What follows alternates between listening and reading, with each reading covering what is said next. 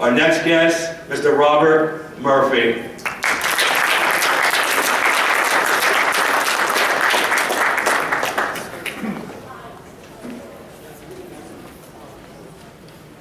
Okay, well, thanks everybody. Again, we keep saying this, but we really do appreciate you guys coming out here, because this really is a matter where it's going to take a small group of people to know the truth and then to communicate that outward. And so it is crucial that people like you show up, and the people watching this on YouTube and so forth. Now, what I'm supposed to talk about right now is on what's called Austrian Economics, and I am going to get to that, but I'm concerned because I know the debate last night got a little heated, and actually we ended up talking about things that were not strictly related to the debate. So I'm afraid some of you are going to be a little bit reserved, and you're going to, not be comfortable, because what I'm talking about in this talk really doesn't relate directly to that disagreement that Bill Still and I had last night. So I want to just give you an analogy just to show you where I was coming from, not to try to change anyone's mind, but just to get you to see the way people could disagree about that. So imagine you are having an argument with somebody over education and schooling, and that person said, I want all curriculum decisions to be centered in Washington, to communicate out to everyone, to make sure that people learn how to read and write and so forth, to make sure that we have an educated group of citizens growing up. And then you might say, well, no, I kind of want freedom for individual parents. And if somebody wants to send it to a private school that uses a different curriculum, I think people should have that right.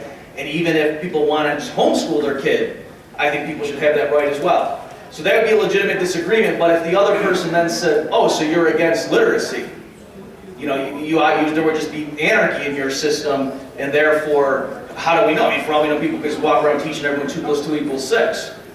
And you see the irony of that the person in favor of decentralization and freedom and individual choice would say, no, on the contrary, I think that my system, my approach, would lead to more literacy and so forth. And actually, ironically, it's your system that leads to absurdities like people not correcting someone if they get taught 2 + 2 = 6. Okay, so again, I'm not trying to get you, if last night, I know, there were someone coming up to me and said, oh, you did a great job. Others of you came up to me at the bar and explained to me what a terrible job I did, right? So it was fine. So again, I'm not going to change your mind in this 2 minutes up here in this preamble. I'm just trying to get you to see, in particular, what Bill Still was trying to make it look like was that he was for rule of law and I was for the rule of the jungle. And I'm saying, no, we were just disagreeing about what's the best way to get the rule of law. We can all agree right now we do not have the rule of law in this country with the current system, and so it's just that we were disagreeing about what's the best way to reform it. If I still haven't won you over, I encourage you to come to the karaoke tonight. When you see me do my Roy Orbison, you're going to see I'm just a cuddly teddy bear, okay? That's the last thing I'll say on that. Okay, hopefully I've gotten you relaxed a little bit. Let me tell you, give you a crash course on what's called Austrian Economics. So first of all, that term, what is it? Are we talking about the GDP of Vienna? No, what it is, it's an unfortunate term because it doesn't contain very much information. But what we mean by a school of economics is just a way of approaching discussions of the economy. How do you analyze the economy? So there's, many of you probably heard the Keynesian school, and that's actually the dominant paradigm right now, whether people use that term or not. That's the idea that when there's a recession, it's because people aren't spending enough. And so you see this infiltrate just the standard media coverage. You'll hear things like, consumers were more confident, this quarter, economists reported, and so therefore they projected that GDP growth would be such and such. Or we're going into the holiday season and consumers are still a bit skittish, and so economists are concerned. And it leads you to believe that if only we had Christmas every month, the economy would be fine, right? If only people just go to the mall and blow their paycheck week after week or every 2 weeks, that the economy would be fine. And it's just, gosh darn it, people are silly and they're saving too much. And I'm not exaggerating. That's really the critique of what Keynesians are saying right now, is that people are saving too much, and that's the fundamental problem. All right, there's also what's called the Chicago School of Economics, associated with Milton Friedman's the most famous one, so many of you have probably heard of that school. And they're very free market, whereas the Keynesians tend to be more relying on government interventions. But there's also what's called the Austrian School. And so on many issues, they happen to coincide with the Chicago School, but one area where they're actually quite different is partly what I'm going to be talking about in this talk, is when it comes to money and banking and interest rates. Okay, so last thing, where does that term come from? Why is it called the Austrian school? That's just the historical legacy. The founders of this particular way of thinking happened to be from Austria in the 1870s, and so the German-speaking economists sort of were trying to disparage them and say, well, that's just Austrian economics, because Germany was like the cultural center of civilization in terms of respectable economic thought back then. So that's where the term came from, and then it just stuck. This, as far as some icons in it, I know a lot of people here are familiar with Ron Paul. So the type of economics that he endorses, that is Austrian economics. Friedrich Hayek, who wrote The Road to Serfdom, he won the Nobel Prize in '74. He was a prime representative of this school. So one of the things that Hayek won the Nobel Prize for was his work on business cycle theory, and that's what I want to spend the rest of my time in this talk telling you guys about. Because there's all sorts of areas where the Austrians differ from other schools, and I, of course, adhere to this school of thought. I went to grad school, went to NYU precisely because one of the giants, his name was Ludwig von Mises, in this tradition, taught at NYU for many years. So that's why I'm here representing them. And there's various reasons for why I think that they have the right approach compared to these other possible schools, but the one in particular that's relevant for everyone now is their diagnosis of the business cycle. Because as we're going to see, what the government and the Federal Reserve have been doing in response to the crisis of 2008, according to the Austrians, is the exact wrong thing. Not only does it not help, but it actually is sowing the seeds for the next crisis. And this is I really love Gigi's event here, and by the way, we all keep thanking her for this, and I've put on events like this in Nashville, that's where I live, and if you've never done it, you really have no idea just what a pain this thing is. It's like, imagine throwing a wedding for a bunch of people you don't know. Right, it's like that. So actually, though, compared to your relatives, maybe you prefer to do that. But in any event, what's interesting about this event is that it's not just one specific issue with various people all speaking on the same issue. Obviously, it's multidimensional.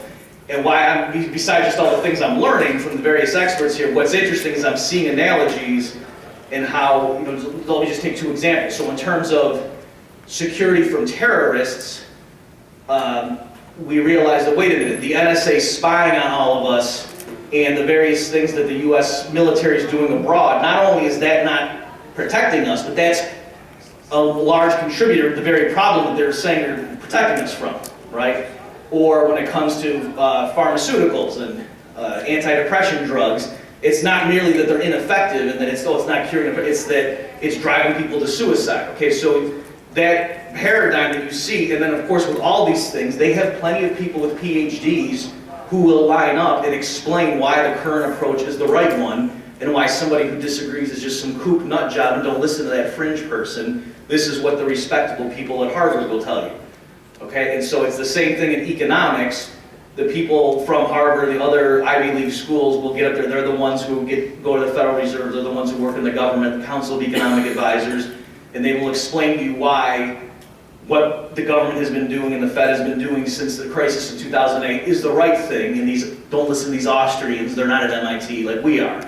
And so I'm just saying, I hope you're at least receptive to this message, because notice it's the same pattern in all these other areas where we can clearly see that what the government and the big players are doing is causing the very problem, or at least greatly exacerbating the problem they're allegedly solving. Okay, so very briefly, what is it the Austrians say caused the business cycle? So we have this thing, we just know looking at history, there's these booms where business picks up, it seems like there's prosperity, everyone has a job, and apologies to Josh Hawley, maybe that's a bad thing, but okay, everything's great, unemployment rate drops, people are spending money, they're buying mink coats for their wives and so forth, buying necklaces for their mistresses, and then there's a crash, and then it seems like, man, business is bad. So in any given year, there are some businesses that fail, right? People make mistakes, but it seems like there's this clustering of mistakes that for some reason, every once in a while, periodically, it's like a bunch of business people say, oh my gosh, what the heck were we thinking? And they have to lay off a bunch of people, or they just go out of business altogether. And so it seems like there's this pattern. And so the Austrians have a specific explanation for what that is, and they're saying what causes a crash, it's not that something happens all of a sudden, like, oh, people just aren't spending enough, and so that's why the government has to come in and boost spending until the economy gets back on its feet. The Austrians say what causes the crashes is the preceding boom. that that's the unnatural thing, and that the boom is artificial, it boosts the economy to an unsustainable level, and then there's a crash. So I think, let me just take a few moments to let you really see how this works, and especially since this is a crowd of, if I'm talking to like 18-year-olds, a lot of times this is a little bit difficult because they haven't been in their own business or they haven't bought a house or anything like that. But with you guys, you should at least be able to follow this, and I'm going to go down this path just because I really want you to get it and see the issue. So the Austrians, like other economists, think that market prices communicate information, that market prices do something. It really means something if a barrel of oil is $95 as opposed to 120 or as opposed to 30.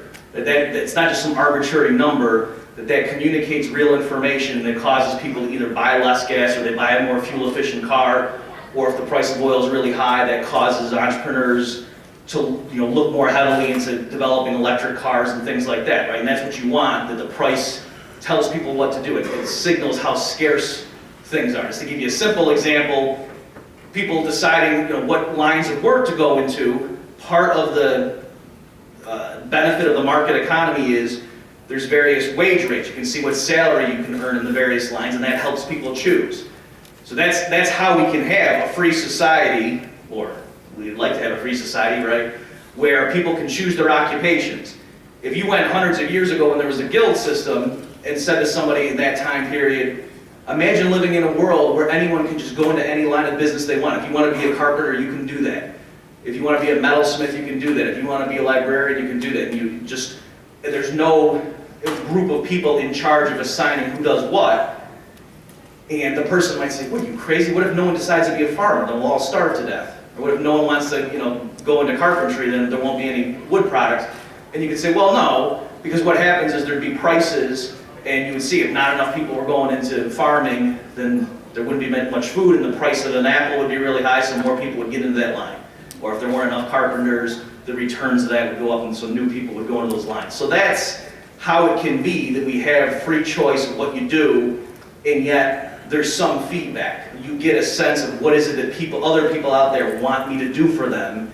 They're not forcing you to, they don't stick a gun to your head, but the amount of money you can earn to various things is like a signal that everybody else is giving you through the market pricing process as to this is where your efforts are desired the most. You don't have to do the thing that earns you the most money. Like maybe you could make the most dollars by working at a hedge fund, but that would just drive you crazy and you'd feel like you sold your soul. You don't have to do that. It's just showing you some people are willing to pay you this. You could do something else. But the point is those prices give you information, help you control what you're doing, help you make an informed choice about how best to serve others in the voluntary market. Okay, so that's the general rule. What is it that the interest rate does? So that's a particular price. And again, if the interest rate is 8%, that means one thing. If it's 2%, that means something else. And so in the Austrian view, the interest rate helps regulate the length of investments that businesses make. So let me just give you a real quick example. If you're going to have an apartment building, let's say you're thinking you're an entrepreneur and you're looking at this project. Someone brings it to you, shows you the numbers. They say you can spend $1 million developing this plot of land, building a small apartment building, and then our projections are with this amount of rent you could charge in this neighborhood, you would earn $100,000 net income year after year. Net of property taxes and things like that. You'd earn $100,000 on this investment year after year if you maintained it. So should you make that investment and you don't have enough information, because what you know is you put up $1 million and you would earn $100,000 a year, so you're earning 10% on your money. In order to say, is this a good idea or not, you need to know, well, what's the market rate of interest? If I could invest in T-bills and earn 15%, well then it would be silly for me to only earn 10 in this far riskier thing of having an apartment building. Okay, but if interest rates elsewhere are only 2%, well then now being able to earn 10% in this apartment complex project, that's more attractive. Okay, so you see how, just in that simple example, if the interest rate's really high, you would be less likely to invest and build this apartment complex and go ahead with this long-term project. Whereas the lower the interest rate is, the more likely you'd be to do it. So that's what the Austrians say happened. There was the dot-com bubble. So here I'm trying to relate now to you guys like this general theory as to specifically how did we get in this current mess, and then you'll see if that diagnosis is right, why what they've been doing since 2008 is the wrong thing. Okay, so the Austrian explanation of how do we get to this mess is that back in the 99-2000 there was the dot-com bubble and crash. And then the Fed chief at the time was Alan Greenspan, and he slashed interest rates. And that's the correct thing to do according to the Keynesian playbook. Interest rates, what's called the federal funds rate, is the one the Fed targets. It was like 6.5%, he brought it down to 1% by June of 2003 and held it there for a year. And then they started ratcheting it up again because price inflation started kicking in, and so the Fed started getting nervous. Oh, we better start raising rates and take our foot off the gas. And so that's the paradigm that they use. It's a very crude approach where they just say, lowering interest rates is a good thing. It stimulates the economy. It causes more spending. And the only downside is, if we do too much of it, then prices start rising too much. But so long as prices go through the roof, that's fine. We're helping. Because it's a very crude approach. Whereas the Austrians, and this isn't just ex post looking back, they were saying this in real time. Ron Paul was warning of this in 2002. Plenty of people were doing it much later. We're saying having the interest rate that low is a false signal. That's telling entrepreneurs that there's more savings than there really is. Because the way Greenspan lowers the interest rate, it's not that he draws upon the savings he's built up over a lifetime of frugality. No, they just create money out of thin air and go buy government bonds, and that's how they push down the interest rate. And so that's fake, that's artificial. So lowering the interest rate from 6.5 down to 1, which is what they did back in the early 2000s, that wasn't showing that, look, there's more savings available. That was just funny money they created through computer entries. But yet that did alter everyone's behavior. By their own admission, people were calling Greenspan the maestro. Some of you might remember that. And why? Because even amidst that dot-com crash, home prices kept rising. So back then, that was considered a good thing.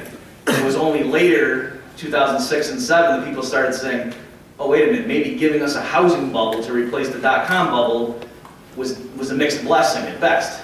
And then by 2008, when the crisis really hit, people were realizing it would have been better had Greenspan just let us go through the dot-com crash in the early 2000s. That all he really did was postpone the problem, let us continue for several more years to think we were richer than we really were. And so now that the chickens come home to roost and the crisis resumes, we realize, wait a minute, things really are bad. Okay, so if you buy that general story, at least understand the logic behind that and how it didn't really make Americans richer, that the agony of what would have been dealing with the dot-com bust, we didn't get spared that by just having really low interest rates that gave us a housing bubble. That just actually postponed the inevitable. The day of reckoning continued the illusion. Well, that's exactly what they did in 2008. So at that point, it was no longer just, a bunch of dot-com stocks were crashing. Now, in the fall of 2008, it was major household names, like Lehman Brothers, that were on the line. Goldman Sachs was vulnerable, would have gone down. So these major household names that people would have thought were completely solid just a few years earlier, now likely have gone down. And that's, as you recall, that's when Paulson and all these people came in. The free market Bush administration basically nationalized large portions of the financial sector, doing things that if a South American government official had done that, Fox News would have said that guy's a fascist and we should probably start bombing them. Right, but since it was the Bush administration, it was fine. So those sorts of things, in addition to all the cronyism, and let me just tell you one thing, just to, while I have this in mind, just so you understand. I know this crowd's pretty well informed, but when I tell sort of normal people, they're shocked to hear this. Remember, the justification for all these extraordinary measures they were doing in the fall of 2008 was that they were saying, gosh, we hate to bail out all these big investment bankers. It just gives us pause and so forth. We know it's unfair, but we just want to make sure that lending to Main Street continues, right? We want small businesses to be able to make their payroll. And the irony of that, besides that they're lying, is the way you can be sure they're lying, is right at that point, when they started doing all those extraordinary measures, the Federal Reserve changed its policy and began paying commercial banks to not make loans to people. All right, now they didn't describe it as such because people might have raised their eyebrows and what? The way they described it is that they paid interest on excess reserves. Okay, so you may have seen charts showing the amount of reserves in the commercial banking system, and it looks like this for 100 years and then goes like that. Like it looks like it's a mistake, and you have to say, no, that's real. That's what the chart looks like. That Bernanke, in about 3 months, pumped in as much money as all previous Fed chairs combined had done since 1913. And since then, it's like he's quadrupled the amount of what's called base money in the system. Okay, so part of what's going on, part of why that hasn't blown up in our faces yet, and you don't see $30 gas, there's many reasons, but one reason is the Fed knew if we push all this money in the banking system, we want to kind of keep a lid on it and make sure the banks don't just lend it out in the hands of the general public through the fractional reserve multiplying process that Bill Still and Edward Griffin can talk about. And so part of how they contained it is they started paying the banks interest. So in other words, they said to the commercial banks, legally, you're allowed to lend this money out. We will pay you if you keep it parked at the Fed. Okay, so that program was instituted in October of 2008, and that was a new policy at the time. So again, the point of that is just to say, right when they were doing all these extraordinary measures, buying mortgage-backed securities, bailing out the big investment banks, they simultaneously started paying the commercial banks to not make loans to people, which was an accurate way of describing what they were doing. So clearly this was not about maintaining the flow of credit to small business or the other sort of justifications they gave. Okay, so if it is true that what Greenspan had done, bringing interest rates down to 1%, hold them for a year, helped fuel the housing bubble, there are other factors, but the Austrians said that was a major contributing factor. Well, what Bernanke did, he brought interest rates down to 0.25%, basically zero, and has held them there for several years, and the Fed tells us they're going to keep them there for a long time. And notice the mentality, they keep saying, well, the Fed's trying. The Fed's doing everything it can, it's just not taking. Right? They're acting like it's medicine when, in fact, it's poison. And notice, too, just the vernacular, the terminology they use. They'll say things like, oh, well, is the Fed out of ammo? And the Fed chief will say, no, we got plenty of ammo to shoot the economy with, don't worry. Right? So notice just the military metaphors and terminology that, there's the war on drugs, the war on poverty, well, there's the war on this recession, and the Fed's got ammo. So that, again, it's just the same mentality that's in these other contexts, and we see how it doesn't work. So the Austrians are saying it doesn't work here either.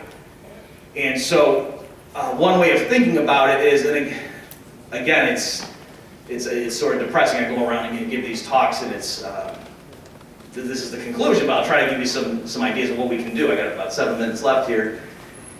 Is that what they have done, remember, so they replaced the dot-com bubble with the housing bubble. I think that right now what we have is a bubble in government debt. That in other words, the interest rates, the yields on all these government securities, not just in the United States, but European governments as well, is ridiculously low compared to how much debt they've piled on and how vulnerable they are. That just, if interest rates rise just a little bit, they're sunk. Right? That the interest payments they would have to make would consume a huge portion of their total tax receipts. And so they're incredibly, it's like a knife-edge result at this point where if a little thing gets tweaked and it goes wrong, they're in trouble. Let me give you another example of this, because again, it's an older crowd here, and some of you might understand this terminology more than like undergrads would.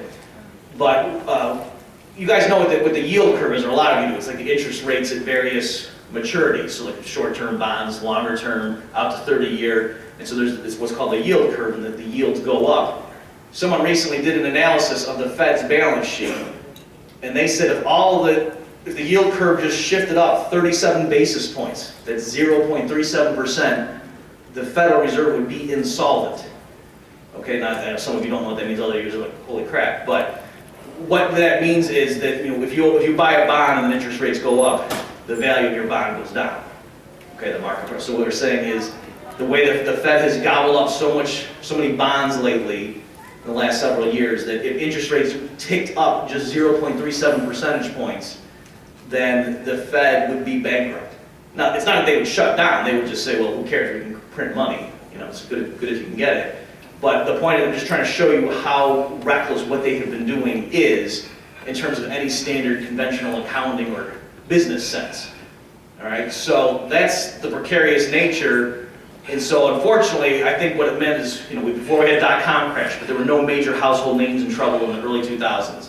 They gave us the housing bubble, that blew up. Now in 2008, they told us we have to act because major household investment banks are on the line. The next crisis that comes, I think it's going to be governments will be on the line. It might not be the US government, probably won't be, but probably other ones like European governments, where there's, the investors will have a run on their treasuries and dump their bonds, like what happened in Greece, but bigger countries like Spain and Portugal and so forth. All right, and so that ironically might give strength to the US dollar for a bit while people flee the euro and come to the dollar. But the point is, it's the same, we're doing the same stuff they are. And so if a crisis hits Europe, it's eventually going to come here. And when it does, people will be scratching their heads saying, how do we stop this contagion? What's going on? When it's because of these policies we've been doing. So, last few minutes here, what sort of things can we do besides just go get hammered tonight? I think we should do that. But it's my Roy Orbison's really good if you're drunk. What we should do is, it's a few things. So as Josh says, obviously, it's for me, I mean, yes, it is becoming self-employed, but the way I phrase it to people say, get multiple streams of income.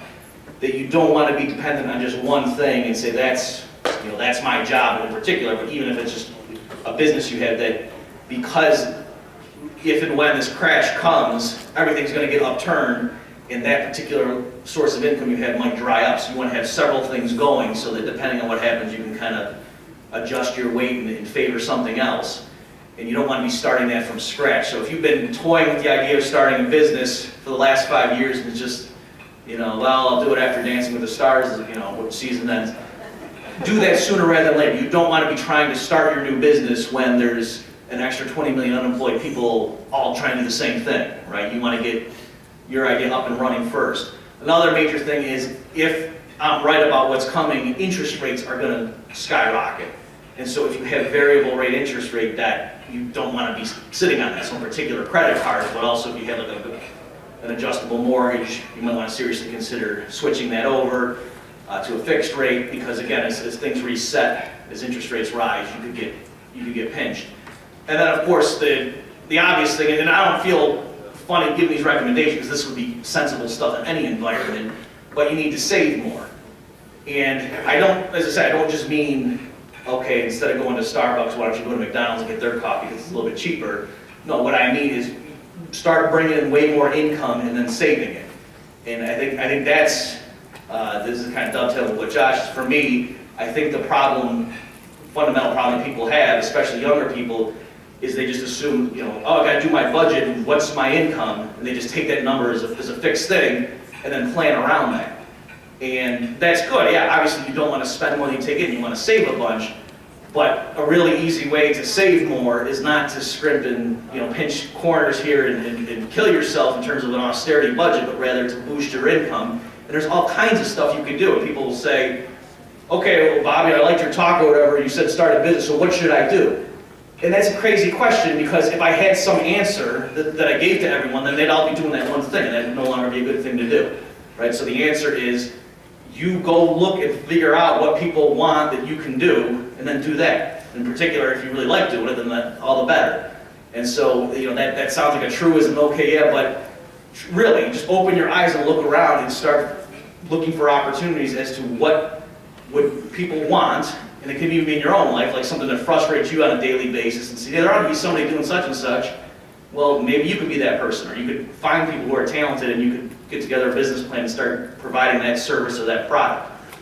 So the takeaway message, the one thing I really want to make sure, my last minute here, is what I don't want to have happen is that, let's say the Austrians are right and things are chugging along, the way it would play out is that the banks would start lending that money out, prices would start rising, the government's interest payments would start rising, they would have to cut their spending because now, oh geez, our interest payments are resetting, they'd have to start cutting spending a little bit, the Fed would have to start raising interest rates, then there would be a crash, and the Keynesians would all say, see, we told you not to raise interest rates, you idiots, we told you not to cut government spending, it caused another depression. When it would have been, no, it's what the Austrians were saying, these policies we've been doing, this easy money, big, huge deficit spending as if there's no tomorrow, that's what set up this unsustainable period that led to a crash. So that's why I want to make sure people get educated beforehand, so that when it does happen, we can at least understand what caused it and not let the media and the government explain, well, what happened here was you guys just had too much freedom and you didn't give us enough money and power. If you just give us a little bit more, we promise this won't happen again. Okay, everyone, thanks.